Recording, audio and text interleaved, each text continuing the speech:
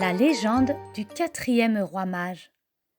La nuit était froide et le ciel d'Orient éclatait en myriades d'étoiles plus belles les unes que les autres. Balthazar, Gaspard et Melchior étaient sortis sur la terrasse de leur palais et ils ne se lassaient pas de contempler le firmament.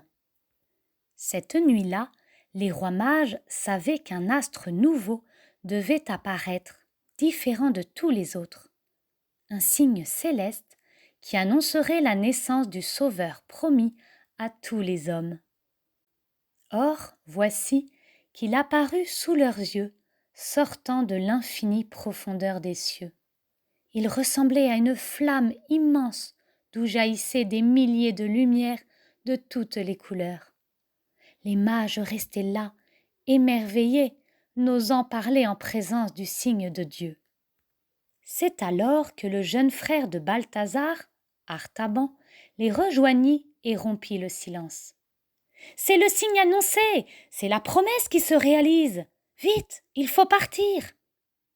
Balthazar, Gaspard et Melchior se préparèrent en toute hâte, et bientôt une magnifique caravane de chameaux, de dromadaires et de chevaux prit le chemin des montagnes et du désert d'Arabie. Les rois mages ne quittaient pas des yeux le signe qui les précédait et leur indiquait la route à suivre. Chacun d'eux avait emporté pour le nouveau-né des cadeaux dignes d'un roi. Balthazar portait un coffret d'or fin, Gaspard un précieux vase d'encens et Melchior un riche flacon de myrrhe. Ils avaient déjà fait une demi-journée de marche lorsque le jeune Artaban s'aperçut que, dans sa précipitation, il avait oublié ses présents. « Continuez sans moi, dit-il. Je retourne au palais et je vous rejoindrai plus tard avec mes serviteurs. » Et c'est ainsi que Balthazar, Gaspard et Melchior suivirent l'étoile mystérieuse jusqu'au lieu où se trouvait le petit roi du ciel.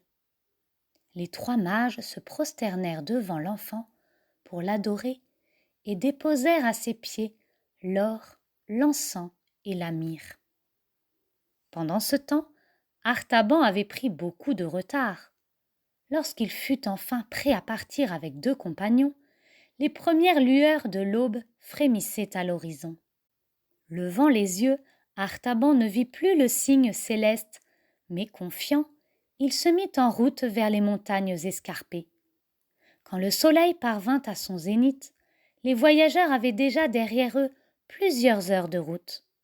C'est alors qu'ils aperçurent un homme allongé dans la poussière, un pèlerin, épuisé par une longue marche, malade et fiévreux.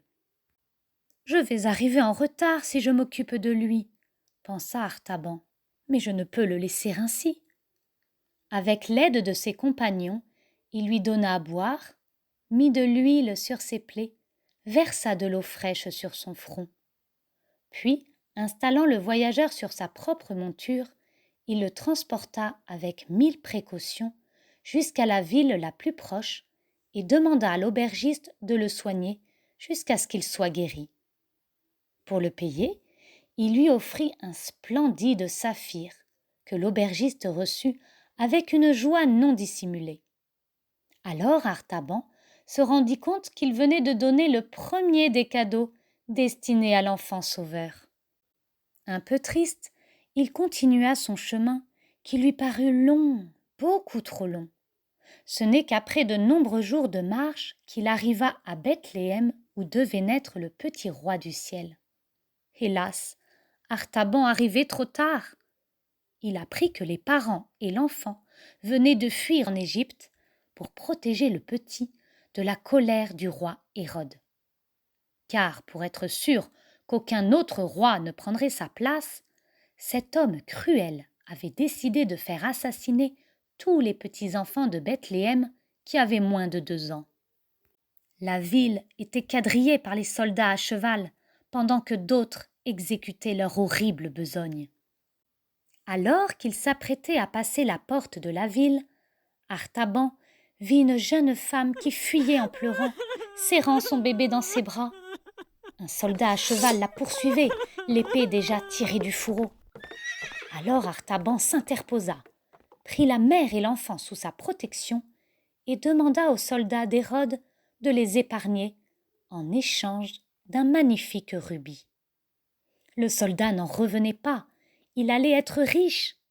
Après tout, il était mieux payé pour laisser ce bébé en vie que pour l'assassiner. Il accepta le marché et fit demi-tour.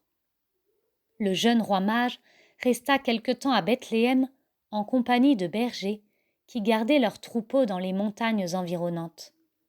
Les bergers l'avaient accueilli avec beaucoup de joie et lui avaient montré l'étable où l'enfant était venu au monde. Puis Artaban se remit en route. Il décida de gagner l'Égypte pour tenter de trouver le Sauveur afin de lui offrir le dernier présent qui lui restait, une perle d'Orient très rare. Mais les jours passaient, les semaines et les mois défilaient, et Artaban errait toujours.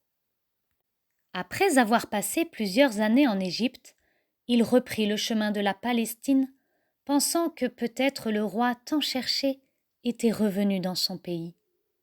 Malheureusement, pour entreprendre ce nouveau voyage, il dut vendre sa perle précieuse.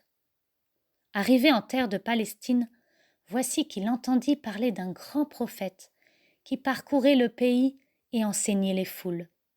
Certains l'appelaient maître, d'autres rabbi ou encore seigneur. Artaban voulut connaître cet homme. Il se rendit sur la montagne où se rassemblaient tous ceux qui écoutaient son enseignement. Dès qu'il le vit, Artaban sentit les larmes couler sur ses joues. Jamais encore il n'avait entendu de telles paroles. Le maître disait : « Celui qui aura tout quitté, maison, famille, richesse, pour me suivre, celui-là aura en récompense un trésor dans le ciel et la vie éternelle. » Il disait aussi : « Ce que vous aurez fait au plus petit d'entre les miens, c'est à moi que vous l'aurez fait. » La nuit qui suivit, Artaban fit un rêve qui le remplit de joie et d'espérance. Il vit le maître venir vers lui, accompagné de Balthazar, de Gaspard et de Melchior, le premier portant un coffret d'or fin, le second un précieux vase d'encens et le troisième un riche flacon de myrrhe. Alors, s'approchant d'Artaban, il le remercia des présents qu'il avait voulu lui offrir le jour de sa naissance. Et en disant cela, il ouvrit ses mains et montra au quatrième roi mage un saphir d'un bleu très pur, un rubis d'un rouge éclatant et une perle d'Orient très rare.